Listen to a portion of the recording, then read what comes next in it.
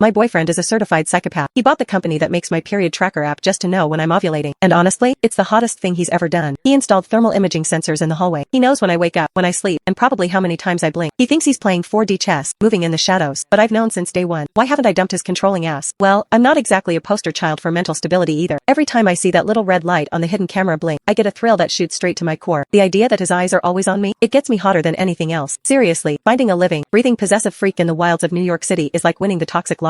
And baby, I hit the jackpot. When I woke up, the other side of the California king bed was cold. Silas was already at Empire Tower, doing whatever terrifying CEO shit he does. My body felt like I'd gotten hit by a truck. Last night was aggressive, in the best way possible. I counted the threads in the Egyptian cotton sheets until there was a polite knock on the door. "Good morning, Miss Harper. Your kale smoothie is ready," said Martha, the housekeeper. She helped me sit up because my legs were basically jelly. Mr. Silas called. He sent over a team from the spa. They're setting up in the West Wing. I looked down, pretending to be the innocent, pampered girlfriend, but inside, I was cheering. That man is efficient. Why do those girls in suspense novels always try to escape the brooding billionaire? You get unlimited credit cards, great sex, and a guy who handles all the logistics. Compared to my ex, who asked me to split the bill at McDonald's, Silas is a god. The massage was heavenly, but halfway through, I got bored. The problem with a perfect life is that it lacks spice. I needed a hit of adrenaline. I needed to poke the bear. I checked my phone. Silas had sent 3 texts checking in. Amateur numbers. I decided it was time to play Catch Me If You Can. According to my extensive research on Wattpad, possessive men need a trigger. They need to feel like they're losing control so they can clamp down harder. If I run, he chases. If he chases, we have makeup sex that destroys the furniture. It's simple math. I told Arthur, the head of security, I'm going shopping. Downtown. Arthur tapped his earpiece, looking nervous. Sir prefers you stick to the boutiques in the Upper East Side. I crave grit. Arthur, I want chaos. He had to call Silas. I watched him sweat. Finally, he handed me the phone. Harper. Silas's voice was deep, raspy, and dripped with authority. Just hearing it made my thighs clench. I'm bored. Silas, I want to go out. Stay home. I bought you that new stallion. Go ride, he commanded. No. I want to walk on a dirty sidewalk and smell exhaust fumes. I whine. Silence on the line. Then a sigh. Fine. Take Big Mike and the team. Do not turn off your location sharing. Be back by 6, or I'm coming to get you myself. Promise? I teased. He hung up. I grinned like a Cheshire cat. Game on. Plan A was simple. Create a diversion and vanish. We took the Escalade to Soho. I made Big Mike verify the perimeter of a dressing room while I slipped out the back service exit. I ditched my Chanel jacket, bought a cheap hoodie from a street vendor, and jumped onto the nearest subway train. The rush was intoxicating. I was off the grid, but then reality hit. The subway smelled like 3-day-old urine and regret. A guy sitting opposite me was clipping his toenails. I checked my pockets. Shit. I left my wallet in the Chanel jacket. I had no money, no ID, and I was currently hurtling toward Queens. Was this worth it? I closed my eyes and leaned against the grimy plastic seat. Silas, you better be the genius everyone says you are. Find me before I catch a disease from this pole. I got off at some random stop because the toenail guy started staring at me. I wandered the streets for hours. My feet hurt. My stomach was growling. I missed Martha's cooking. I missed my heated floors. I missed my psychopath. I found a greasy spoon diner and walked in. The smell of frying bacon almost made me cry with joy. I sat at the counter. Coffee, blah, and a burger. I told the waitress, playing it cool. When the check came, I realized my plan had a massive hole in it. I couldn't pay.